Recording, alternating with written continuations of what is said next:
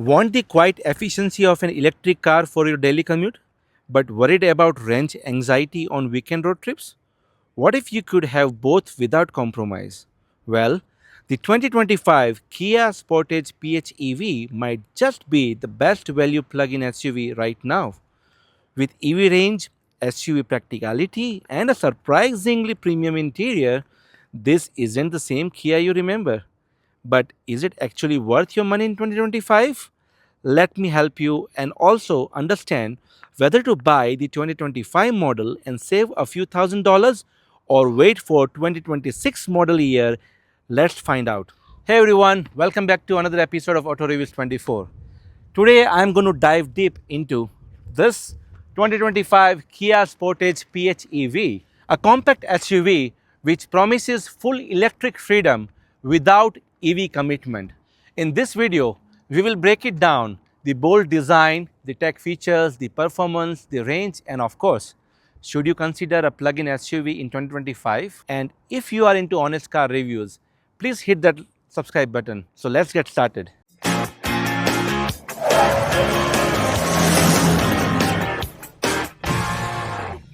Visually, the 2025 Sportage PHEV retains the striking and almost futuristic opposites united design language of the current generation. You have got that distinctive digital tiger face grille in the front with those boomerang style daytime running lights that really make it stand out.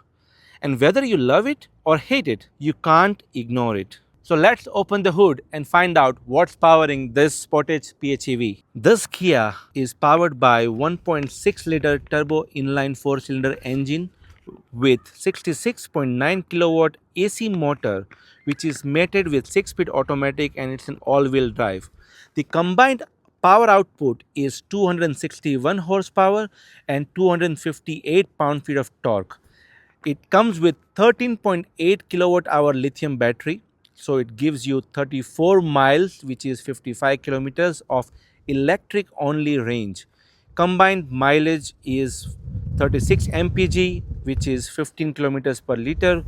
0 to 100 is 7.5 seconds. The towing capacity is 2000 lbs, and this car in Canadian market comes in two trims, EX and SX. EX starts with a starting price of 48,000 Canadian dollars and SX starts with 51,000 Canadian dollars, and these are MSRP prices. So let's talk about the exterior design and styling cues.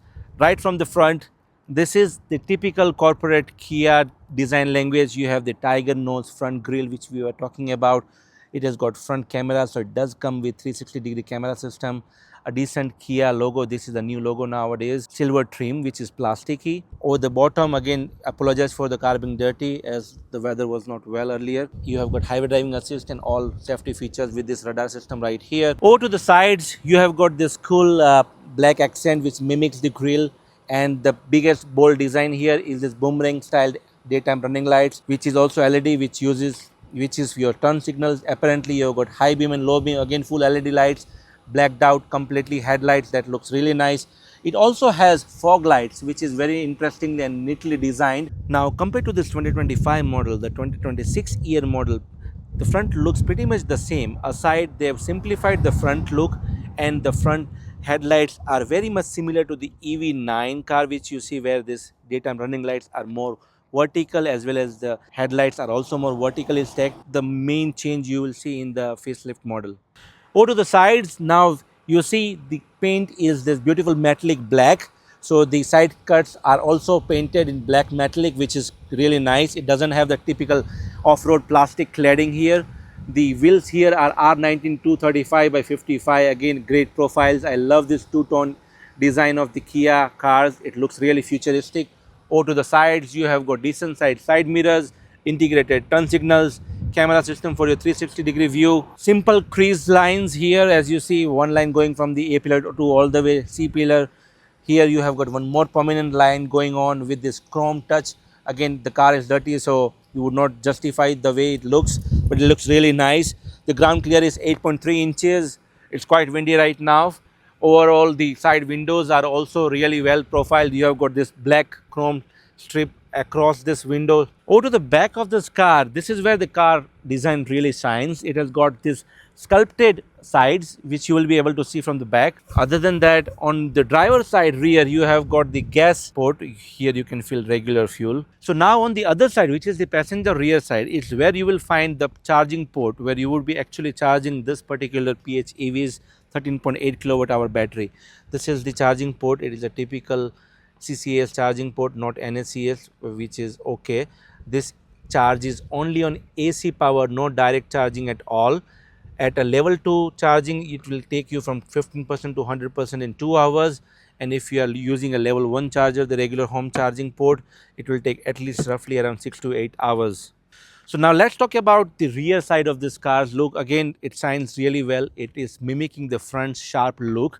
These are the tail lights, as you see, all sharp edges. This is the LED lights, complete LED package.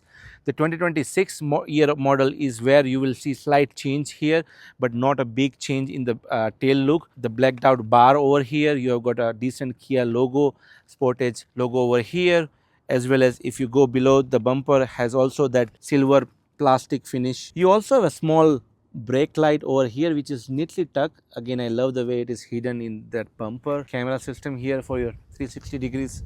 You also have this neatly tucked rear wiper, which I love the way these Kia cars do nowadays. The rear brake light on the top as well. The spoiler is also decent size and comes out well. Over to the right of this back look is where you will see a PHEV. Now this is one thing which most of the consumers would really appreciate. This being a PHEV, it does not shout out loud that it's a PHEV car. Now plug-in hybrid sometimes sacrifices the cargo space for batteries. So let's check the trunk. The trunk is power operated, which is really nice. Again, it also has height adjustable buttons. Here is how the trunk looks like. This gives you a complete space of 39 to 40 cubic feet. We were talking about the cargo space. Here is where you have typical charging cables and everything. Now it does impact the space compared to the hybrid or gas version of this car, but it's not a huge difference. So that's a good engineering choice which Kia has done. Overall, it's even easy to flat the second row so that you can put your long items. And when you flat the second row, is when you will get a total cargo space of 74 cubic feet. And the good thing to note here is the cargo is completely flat, and which is good to know. On my right, you have got subwoofer for this wonderful Harman Kardon audio system. On my left, you have got a 12-volt charger. You have got trunk lights. Now let's talk about the interior tech and the inside of this car. Step inside, and if you have been in the latest generation Sportage, this will feel familiar, and that's a good thing, right?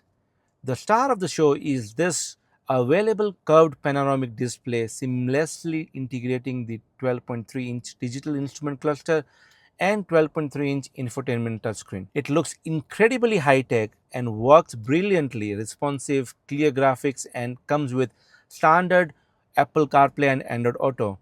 But sadly, it misses out on the wireless CarPlay and Android Auto for now, but the 2026 year model does come up with that feature. It has rotary shifters, ambient lighting, and recycled material across the cabin. It's eco-conscious without looking cheap. So over to the driver panel and check out the material quality of this 2025 Kia Sportage PHEV. The door panel is really simple and elegant. I love the way they have used a lot of soft plastic on the top. You have got this typical carbon fiber style mimicking plastic here. You have got 2% memory seats. The handle also are really cool with this chrome touch. The only thing which I don't like is using too much of shiny black plastic. As you see here, everything is shiny black plastic, though the windows are all one touch for all the 4 windows. You've got power folding mirror as well as side mirror adjustment. In the bottom, you see a decent size cup holder and some extra storage, though it is not too wide, but it does the job. The hard plastics are only on the lower part of this door panel, which is fine. You have got this Harman Kardon sound system with this Harman Kardon written on it, which also gives you more elevated look. The driver's seat is 8-way adjustable power over here, comfy seats, which we'll talk about from the passenger side. On my left, you have got this decent size AC vent below the carbon fiber look plastic, typical electric parking switch, gas switch. As soon as you step inside this car, you are welcomed with this curved panoramic 12.3-inch screens, 12.3-inch digital cluster and 12.3-inch infotainment touchscreen. Both of these are really crisp, responsive, and bright. Now, the 2026 model has the same screens but has a different software and different graphics. Other than that, everything remains the same. The steering wheel is also something which differs in the 2026 model year, where this piece is slightly squarer. It is basically the same steering wheel which you will find it in the EV9, where the Kia logo is slightly on the right side, which is an interesting design choice. But this steering wheel is very comfortable. It has got easy to hold grip, pedal shifters for regenerative braking, which we'll talk in our driving dynamics. On my right is where you will see some interesting bits.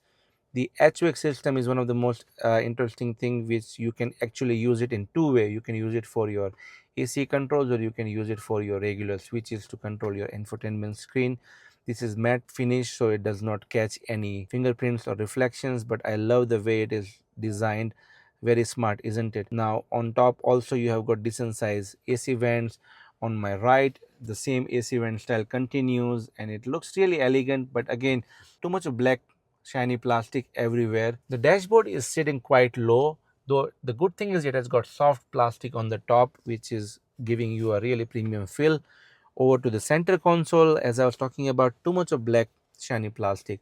Now this cover here can be closed, and when you open it, you have got two USB, one USB A and one USB C, 12-volt charger. You have got wireless charging pad over here, and the center console starts with the start stop engine button, which is interestingly placed here instead of typically you find it somewhere here in most of the cars. This is where you will have all the controls. This car comes with heated and ventilated and heated steering wheel. Everything is really great, top notch. This is the driving rotary shifter which you find it in this car. If you continue further, you will see auto hold switch here, hill descent, parking camera system, which you can use it where if you want the 360-degree camera system, and drive modes over here. Let's talk about the drive modes. Drive modes, two different forms: drive, which brings you sports, eco, and smart, and if you use the terrain, you will have snow, mud, and sand. The cup holders are decent size. I love the way it is, where you can actually close it and open it the way you want. There is some sort of small space here, if you can see. The center armrest here is also soft, but little on a harder side comparatively. But the center console, as I mentioned, is not too deep. There is no power ports or USB-Cs here. It is very shallow, so that's something which is less compared to other comparative cars in this segment. On the top here, you get a decent size rear view mirror. It does not have digital camera system, but the 2026 model does come with that option. You have got panoramic sunroof. You can open it as well, only the shade as well as the sunroof itself. The sun visors here is also decent size. As soon as you open it, you have got light controls over here. The headliner is not blacked out. Now let us hop into the second row and understand the space and the comfort there. Alright, so now we are in the back seat of this Kia Sportage 2025 PHEV. The back door also looks very elegant and classic. Soft touch plastic on the top, hard touch on the bottom, Harman Kardon sound system, shiny black plastic. You do have heated seats over here, which is good. Some soft touch materials over here. Let's talk about the seat comfort overall. This is one of the best places to be in this car, to be honest. The legroom and the headroom, everything is ample. The legroom, in fact, is 41 inches. That's class leading. The headroom is also ample. You also have the sunroof, panoramic sunroof, so it also adds to the overall roominess of this. The back seats are actually at a decent height from the floor. The floor is completely flat almost. Both the front sides comes with this cool space as well as a coat hanger or anything you want to hang here, which is cool. In fact, you also have USB-Cs on both the front chairs, which you can use it for charging. One more cool thing about the back seat here is you can recline this back seat using this lever. As you see, I can recline quite far to give me a much more comfortable sitting position as well as comfort for the long ride. Now I'll switch to the left side. Seats are really great, like the front, perforated, heated, and soft and cushy. The center armrest here is also decent size. Again, does not have any other controls or pass through, but everything else is great. As I mentioned, you got your own AC controls, or AC vents. I would say some small space here, no AC controls, pardon me. That's about it. I mean, the back seat is really comfortable and one of the most roomiest in this segment. Now let us talk about the driving aspect of this car. Under the hood, you have got 1.6 liter turbo engine paired with 66.9 kilowatt electric motor, which pumps out combined 261 horsepower and 258 pound-feet of torque. Thanks to this 13.8 kilowatt hour battery, you get up to 34 miles, 55 kilometers of electric only range. In EV mode, it's quiet and responsive, perfect for city commute. It feels punchier than the standard hybrid model. For many people, that means hardly ever using gas during the week. But for daily driving, it's confident, smooth, and efficient. Alright, so let's talk about the drive because this is where the PHEV really shines. And I'm actually driving it on only EV mode right now. Now the battery is low, so it might not be 100% justifiable, but setting off in EV mode, the first thing you notice is the silence. It's smooth, quiet, and surprisingly brisk thanks to the instant torque from the electric motor which you get it, but it's still silent. When you need more power, the 1.6 liter turbocharged 4-cylinder engine kicks in. The transmission is generally very smooth. The 6-speed automatic transmission shifts smoothly, though it's perhaps not as refined as the CVT or 8-speed autos in other rivals. Ride quality is generally comfortable, absorbing bumps well, although the extra weight of the battery can sometimes be felt on large imperfections. Handling, I feel, is very secured and predictable, but it's definitely tuned for more comfort than sporty drive. You also get selectable drive modes and adjustable regenerative braking via pedal shifters, allowing you to recoup some energy back into the battery when slowing down. It takes a little getting used to, but maximum regen can help extend the electric range. Charging the battery takes about 2 hours using level 2 chargers, making it easy to top up overnight or while at work. You can use a standard household outlet as well, but it will take significantly longer time. Front screens is quite easy to interact with. You have got simple, smooth, responsive touchscreen here. The maps, navigations, and everything is fun and easy to control. Once you connect your phone with this, it becomes much more easier. The sitting position is really nice. The visibility is also great. I would say the A pillar is quite wide, but thanks to the small cutout with this window so that you can easily see the pedestrian as well as the blind spot. Now the acceleration is quite smooth and fun, and when you actually brake it, as we do it now, the brake is very smooth and comfortable. Another cool feature it's borrowed from Hyundai cars as well is you see this blind spot camera system when you turn left or right. It's time for the final thoughts, guys. So who is this car for? This car is for the consumers who wants to use only electricity for the daily commute in the city and only use the gasoline engine when they want to go for a long drive or a longer trip.